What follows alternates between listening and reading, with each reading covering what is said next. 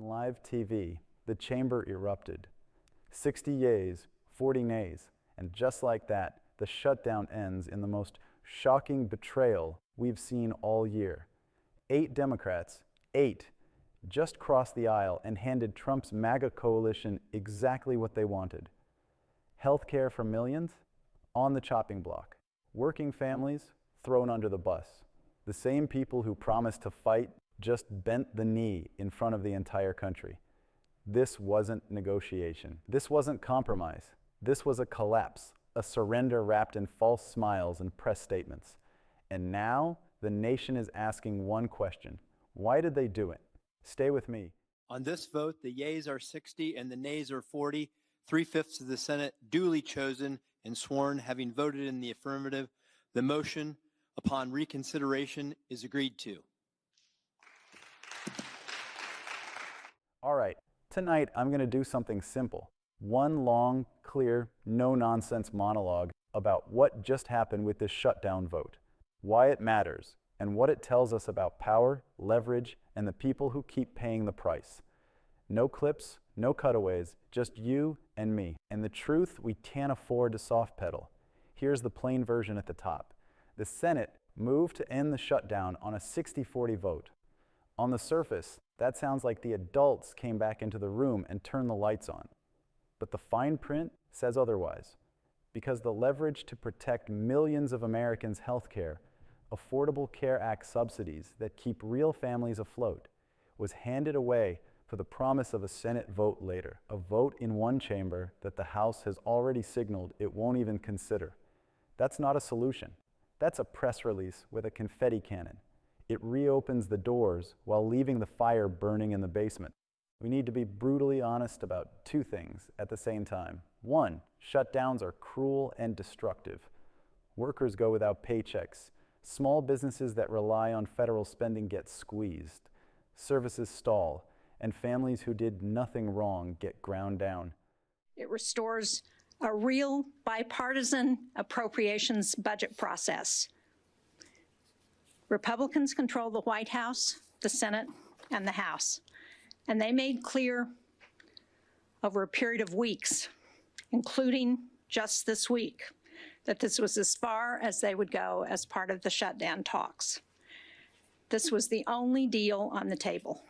It was our best chance to reopen the government and immediately begin negotiations to extend the ACA tax credits that tens of millions of Americans rely on to keep costs down.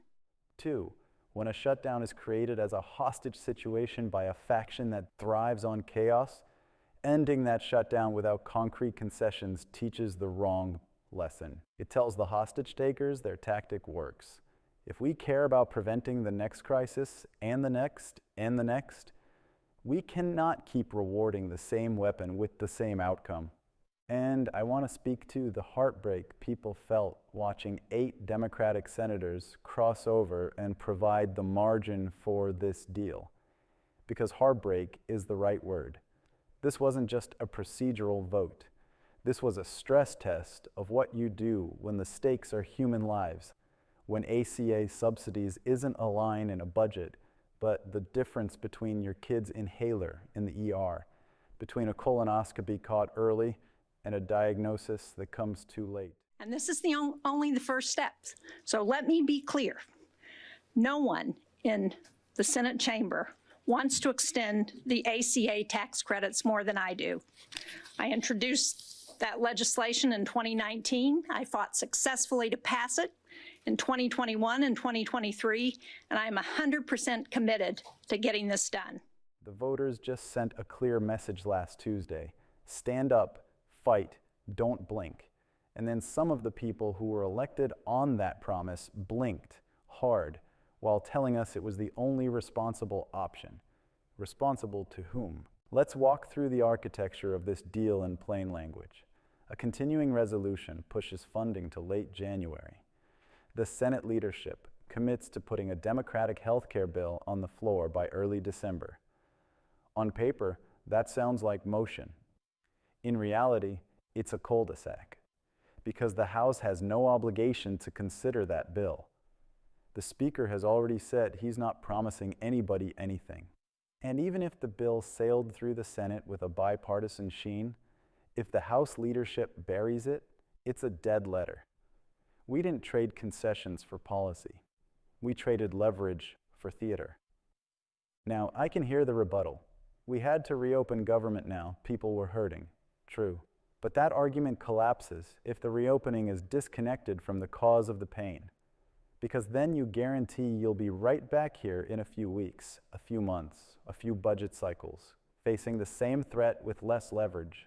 Governing by crisis is a strategy, not a series of accidents. When one side uses shutdowns and debt ceilings as bargaining chips, and the other side treats those chips as inevitable weather, the weather gets worse. So I believe that we are closer tonight to a vote on the ACA tax credits than we were this morning. Because part of this agreement, and you heard the majority leader on the floor today say he is committed to putting a bill on the floor before the second week in December that would be drafted by the Democrats concerning health care in the ACA. That is a big step, because otherwise there's no way for the minority to get a bill onto the floor of the U.S. Senate. It has to be through the office of the majority leader. So that was a major step to get the majority leader to agree to make that commitment tonight on the Senate floor. Discipline isn't about saying no for the sake of it. It's about refusing to normalize a tool designed to break the system you're supposed to protect.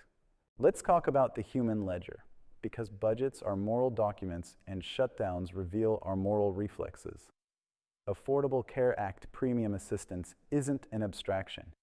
It's the difference between paying the rent and paying the pharmacy. It's the reason a freelancer says yes to a mammogram, the reason a retiree can schedule a cardiology follow-up instead of waiting it out, the reason a parent picks up a prescription without doing math in the aisle. Pull those supports and the premiums don't inch up, they spike. Yeah, but I mean, some people think that this is a capitulation if you only agree to a standalone vote. Need to understand how the Senate works. We have brought this issue as a major national issue from zero to a major factor, I think, in the last election. And I think we're going to continue to make it an issue. Double, sometimes triple. Do you know what a doubling of premiums looks like in the real world? It looks like skipping appointments. It looks like stretching insulin. It looks like a spike in medical debt and a dip in life expectancy. We don't need another white paper to tell us that. We've lived it. And because we've lived it, we should be allergic to the phrase guaranteed vote when the guarantee is in the wrong building. A vote that can't become law is not a safeguard. It's a talking point.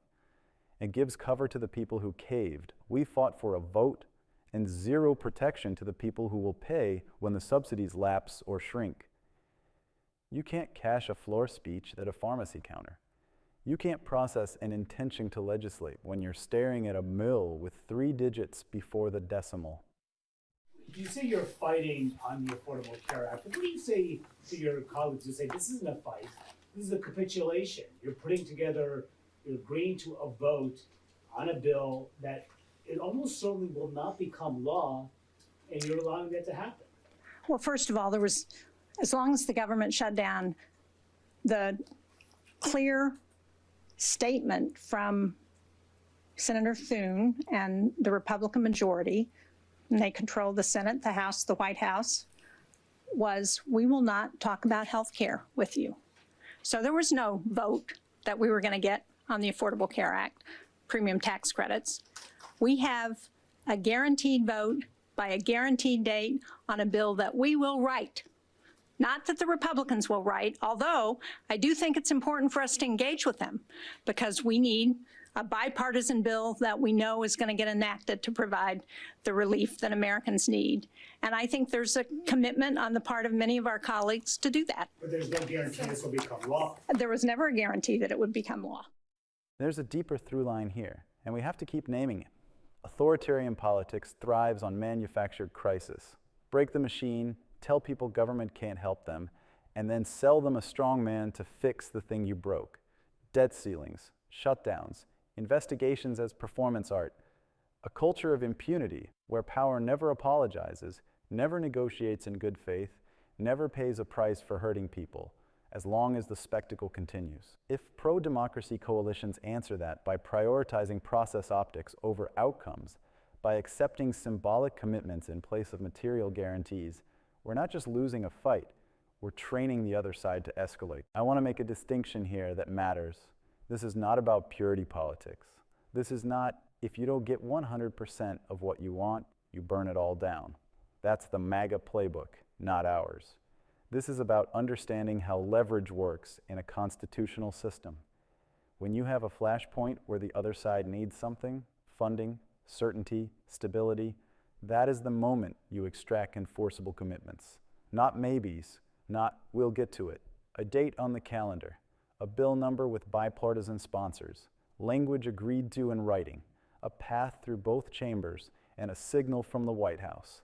If you don't have that, you don't have a deal. You have a precedent.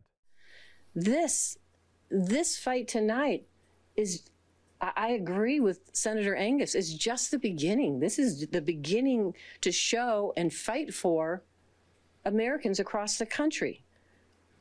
Let me just say this, with the government open, we can focus on passing a full bipartisan budget for 2026 that starts with a minibus that will restore funding that President Trump cut. It delivers millions of dollars in critical funding to states like Nevada all across the country. And it, you will hear, blocks the administration from future rifts. We have an opportunity also to put Republicans on the record on the ACA. Do they really, are they committed to doing this? Are they committed? Leader Thune said he would come to the table on a health care once the government was open, and now he must follow through. If Republicans want to join us in lowering costs for working families, they have the perfect opportunity to show the American public. I expect Republicans to be at the table in the next few weeks. I expect the White House to be at the table. And if they do choose not to come to the table, they can own the disastrous premium increases that will continue to rise. They will own the fact that Americans across this country are going to lose access to health care. We were elected in the Senate to work on real solutions that help working families. Some of the senators who supported this will say, we restored a bipartisan appropriations process. I appreciate the desire for normalcy, but bipartisanship is not a sacrament, it's a tool. The test isn't whether something is called bipartisan, it's whether it delivers. If a bipartisan process becomes a velvet rope around capitulation, it's not bipartisan, it's a brand name slapped on a retreat. Real bipartisanship leaves fingerprints in people's lives. Lower premiums, extended coverage, predictable funding, investments you can see. If the only fingerprints are the ones on the podium, that's not bipartisanship. That's marketing. Another line we've heard is, this is the best we could get. Maybe for today, but best we could get depends on how willing you are to hold the line. If you signal early that you'll fold to end the pain without tying the end of pain to specific codified wins, you teach the antagonist exactly how long to wait you out next time. So my Democratic colleagues and I have been ready to work on this issue, on extending these tax cuts for months. With the government reopening shortly, Senate Republicans now finally have to come to the table. Or, make no mistake, Americans will remember who stood in the way. So I urge Speaker Johnson to finally return the House of Representatives into session and quickly reopen the government. The public understands this on a gut level. When you're negotiating your rent, your salary, your mortgage, you don't accept a handshake and a smile where you need a signature. People who live in the real economy know the difference between a promise and a guarantee because the difference shows up in their bank account. It's long past time for the savvy people in Washington to catch up with the basic common sense of the people they represent. I also want to address the frustration with particular names. It's not about demonizing individual senators. It's about remembering votes. So, hey everybody, I'm the cleanup hitter because I joined this group I joined it 48 hours ago. Not for lack of interest, and I gotta applaud. Accountability is not vengeance. In a democracy, accountability is maintenance. You check the bolts. You replace the parts that keep failing. You reward the components that hold under stress.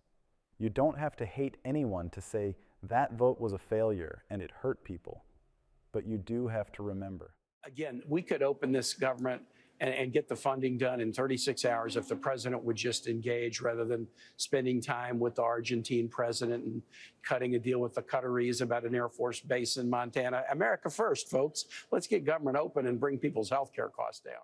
Because if the cost of crossing the aisle to cut a bad deal is zero, you will keep getting bad deals. Zoom out with me.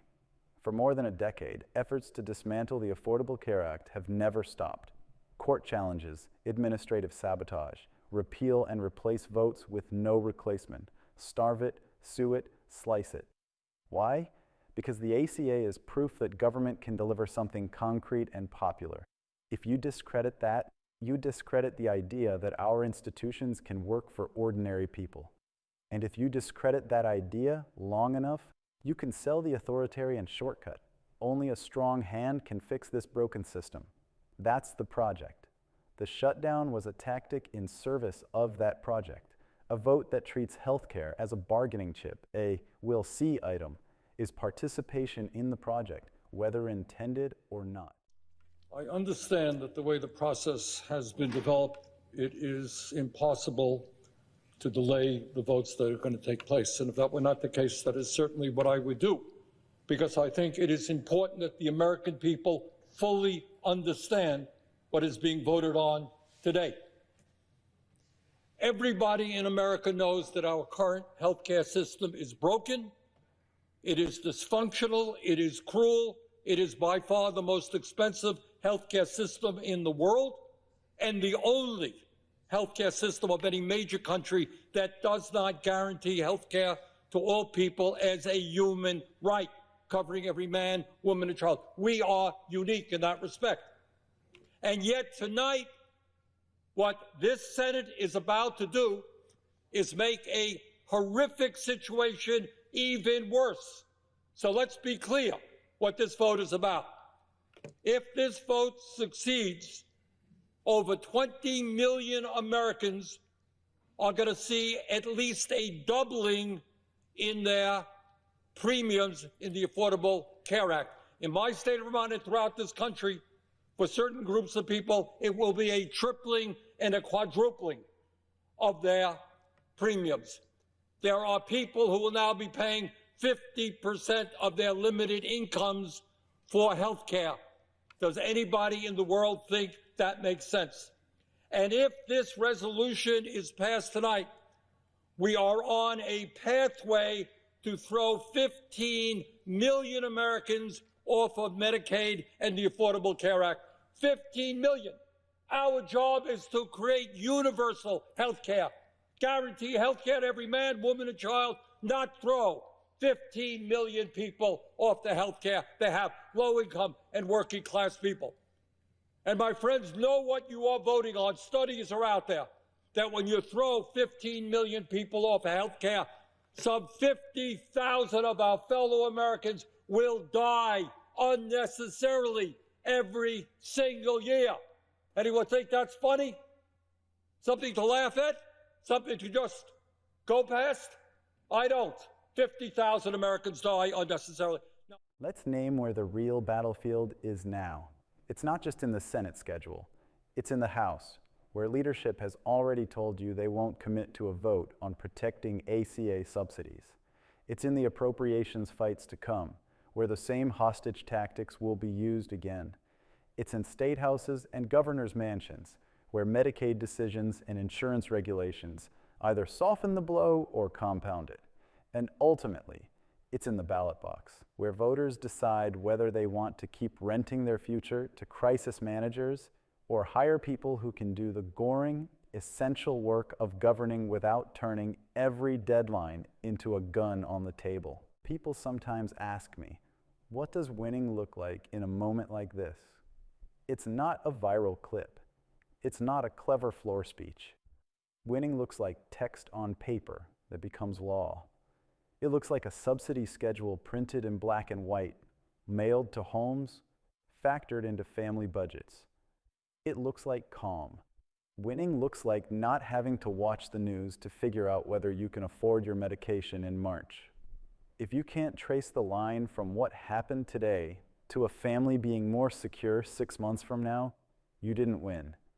You spun. There's also a dignity piece here that I don't want to lose. When people say reopen government, they mean dignity. The dignity of work paid on time, of services delivered without drama, of a system that honors the people who keep it running. But dignity isn't performative. It can't be a word you say while you're handing your leverage to the faction that openly disrespects the very idea of governance. The quiet dignity of competence has to be matched by the hard-edged dignity of boundaries. We will not accept your crisis as our normal. We will not trade people's health for your talking point. That's dignity in practice. Now, I know as part of this resolution that the majority leader is going to say, well, Democrats can put together their own bill, and it'll come to the floor here in the Senate for a vote. As everybody here knows, that is a totally meaningless gesture. You can get 100 votes here in the Senate. Won't mean anything because the House is not going to take it up, and the President of the United States certainly will not sign it. So, Mr. President, I hope that anybody here who is thinking of voting for this reconsiders goes back home and talks to their constituents and asks them what it will mean if their health care premiums are doubled or tripled. Thank you, Mr. President. And why is it a meaningless gesture? Because look what MAGA Mike just said recently. Play this clip. He's offered them a vote. You know what they told him in response? No, we need you to guarantee the outcome of that vote. Well, that's ridiculous. That can't be done.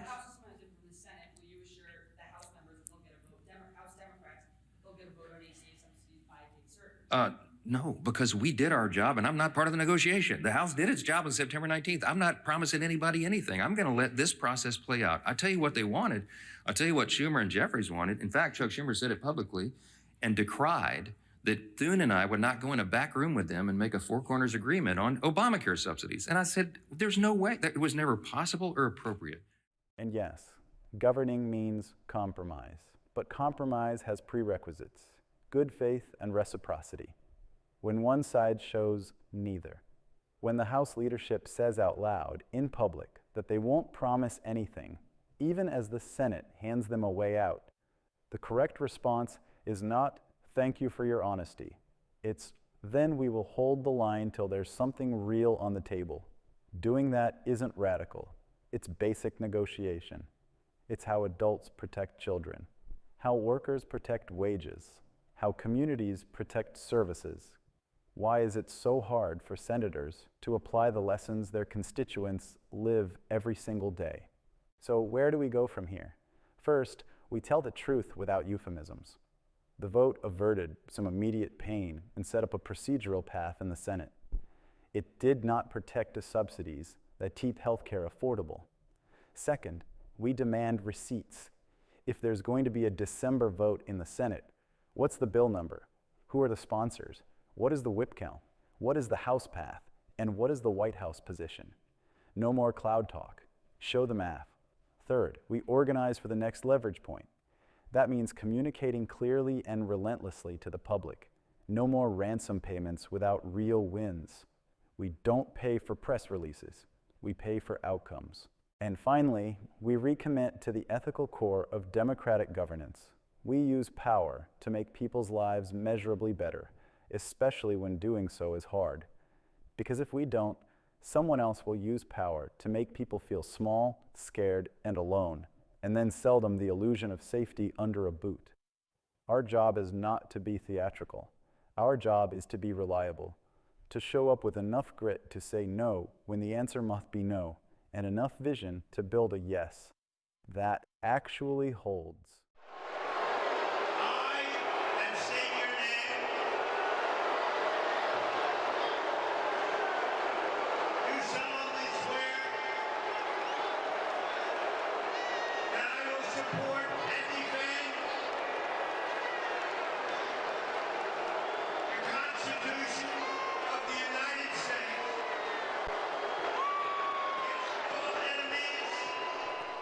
I'm going to close with the same through line I opened with. because it hasn't changed. This is a fight between democratic governance and authoritarian leverage, between leaders who sweat the details so families don't have to, and showmen who manufacture panic so they can profit from it. Tonight's vote chose the path of least resistance. But that path doesn't end where its defenders promise. It ends where it always does, with the same crisis rebranded, the same people squeezed, the same tactic incentivized. We can still choose differently. Not by screaming louder, not by pretending we won when we didn't, but by insisting that next time, on the next deadline, the next must-pass, the next late-night scramble, the price of our vote is a real enforceable bipartisan safeguard for the people whose bills do not wait for politics to grow up. Healthcare isn't a bargaining chip, it's a covenant. Break that covenant enough times, and the public stops believing in the promise of self-government. Keep it. Defend it when it's most under strain, and you rebuild the trust that our institutions are worth saving. No more symbolic gestures. No more guaranteed votes in rooms that don't matter. No more celebrating process while people ration insulin. End the shutdowns for real by ending the hostage economy that creates them. Make the tactic fail. Make it so predictably painful for the hostage takers that they stop picking up the weapon. That's how we get back to normal. The normal where the most boring word in government, funding, means stability. And the most beautiful word in politics, care, means what it says. Until then, remember who stood where when it counted. Remember who traded leverage for headlines. And remember that none of this is inevitable. The lesson of this week isn't that the system is broken beyond repair. It's that the system reflects the choices of people with power.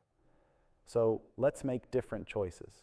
Let's insist that the next time a faction tries to play chicken with your life, the answer is simple and unified. No, not without a real win in writing. Not without protection you can take to the bank and the pharmacy. Not this time, not again.